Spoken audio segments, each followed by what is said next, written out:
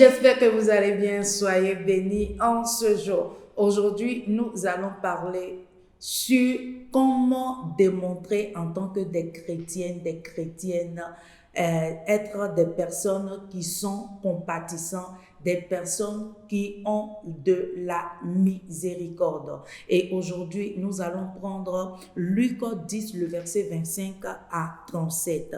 La Bible déclare: un docteur de la loi se leva et dit à Jésus, pour l'éprouver: Maître, que dois-je faire pour hériter la vie éternelle? Et la Bible dit quoi? Jésus lui dit: qu'est-il écrit dans la loi? Et il a dit que: qui lis-tu? Il répondit: tu aimeras le Seigneur ton Dieu de tout ton cœur, de toute ton âme, de toute ta force et de toute ta pensée. Et ton prochain comme toi-même.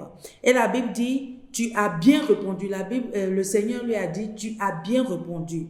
Et Jésus lui dit: fais cela et tu vivras. À la suite, la Bible dit: mais lui voulant se justifier, dit à Jésus: et qui est mon prochain?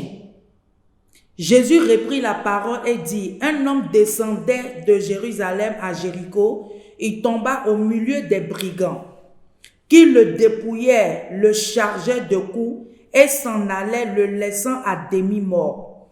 Donc, le premier, le sacrificateur, il y a un sacrificateur qui est passé, qu'il a vu, qu'il a laissé. Le deuxième, le lévite qui le voit aussi, qui le laisse. Mais le troisième, la Bible dit quoi? Que le Samaritain qui voyageait, étant venu là, fut ému de compassion. Lorsqu'il le vit, il s'approcha et banda ses plaies, en y versant de l'huile et du vin, puis il se mit sur sa propre monture, le conduisit à une hôtellerie et prend soin de lui. Et la Bible dit quoi? Si on va lire, vous allez lire le reste à la maison. La Bible dit: le lendemain, le même Samaritain a laissé des consignes aux responsables de l'hôtel pour s'occuper de cet homme qu'il a vu dans la rue, un peu, qui est resté dans la rue, qui était dans la rue, où il a pris soin de lui. La Bible dit que il a donné des consignes au maître de l'hôtel. Et ce qu'il allait dépenser, ce Samaritain-là allait revenir pour lui rembourser. Et la Bible dit quoi? Jésus a demandé au docteur de la loi: qui entre les trois est une personne qui a montré la miséricorde ou bien la compassion? Et la Bible dit, le docteur de la loi a dit: le Samaritain. Donc j'ai pris cette histoire-là. Pourquoi? Parce que on voit beaucoup que nous sommes plus centrés sur nous-mêmes, nos propres problèmes. Nous sommes plus centrés sur ce que nous-mêmes nous voulons être, ou bien sur nos problèmes à nous propres, à nous ou bien soit à nos familles. Et on voit la plupart du temps, de gauche à droite, des personnes qui sont dans des problèmes, des personnes qui souffrent.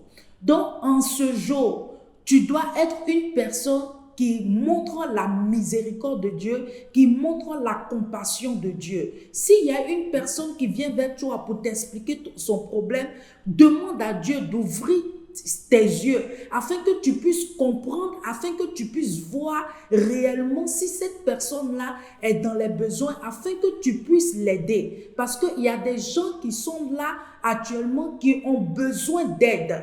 Et étant des hommes et des femmes qui ont, qui sont dotés de la capacité, de la présence de Dieu, il est important que tu sois une personne qui montre la miséricorde, la compassion envers les uns et les autres. Si quelqu'un a marché sur ton pied ou bien quelqu'un t'a fait quelque chose, il est important que tu puisses être cette personne-là qui soit compatissant envers cette personne-là. Il est important que tu montres ton côté de miséricorde, parce que le Seigneur aussi, chaque jour, il te montre son côté de la miséricorde. Il te donne le souffle de vie chaque jour. Il te donne le souffle de vie. Il permet que tu puisses respirer. Il permet que tu puisses voir. Il permet que tu puisses marcher malgré tous tes péchés. Mais le Seigneur est toujours compatissant envers toi.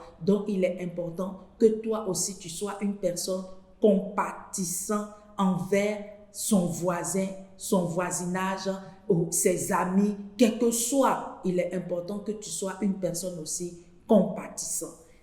Très important que tu sois une personne très compatissante. Et en ce jour, si tu nous suis et par exemple tu es une personne qui n'est pas compatissante, j'aimerais te dire que le Seigneur seul peut t'aider. Et tu vas incliner ta tête et tu vas dire: Seigneur Jésus, Éternel, aide-moi à être une personne compatissante dans tous les aspects de ma vie. Que je sois une personne qui soit miséricordieuse, comme toi-même tu étends ta main de grâce et de miséricorde envers moi et ma famille. Éternel, merci Seigneur pour tout ce que tu fais au nom de Jésus-Christ. Et si tu es là en ce jour, tu ne connais pas le Seigneur en tant que son Seigneur sauveur personnel, j'aimerais que tu choisisses la bonne part. Et la bonne part, c'est Jésus-Christ de Nazareth.